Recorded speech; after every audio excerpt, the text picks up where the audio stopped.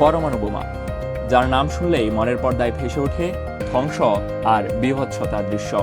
1945 সালে পৃথিবীর ইতিহাসে প্রথমবার এই অস্ত্রের ব্যবহার দেখে বিশ্ব। জাপানের হিরোশিমা ও নাগাসাকিতে মাত্র একটি করে বোমা ফেলে আমেরিকা। এতে দুটি শহর মিলে নিহত হয় 2,14,000 মানুষ, আহত হয় অন্তত 95,000। বর্তমানে এ ধরনের 12,500টি পরমাণু বোমা রয়েছে উন্নত ও পরাশক্তির দেশগুলোর হাতে।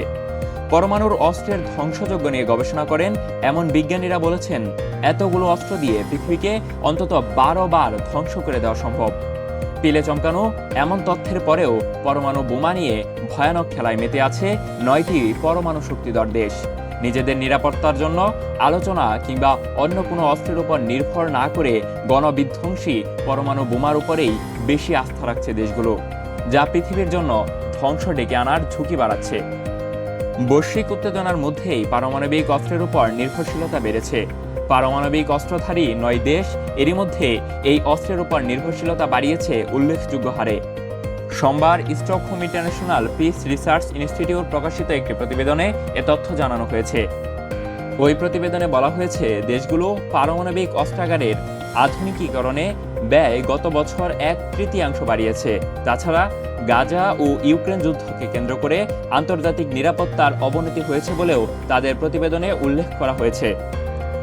প্রতিষ্ঠানটির গণবিধ্বংসী কর্মসূচির পরিচালক উইলফ্রেড ওয়ান বলেছেন, স্নায়ুযুদ্ধের পর থেকে আন্তর্জাতিক সম্পর্কের ক্ষেত্রে পারমাণবিক অস্ত্রকে এত গুরুত্বপূর্ণ ভূমিকা পালন করতে দেখা যায়নি। বলা হয়েছে, যুক্তরাষ্ট্র, রাশিয়া, যুক্তরাজ্য, ফ্রান্স, চীন, ভারত, পাকিস্তান, উত্তর কোরিয়া ও ইসরায়েল তাদের পারমাণবিক অস্ত্রাগার আধুনিকীকরণ করেছে। চলতি বছরের জানুয়ারি পর্যন্ত হিসাবে দেখা গেছে বিশ্বে মোট 12,500টি পারমাণবিক অস্ত্র রয়েছে, যা আগের বছরের তুলনায় 321টি কম।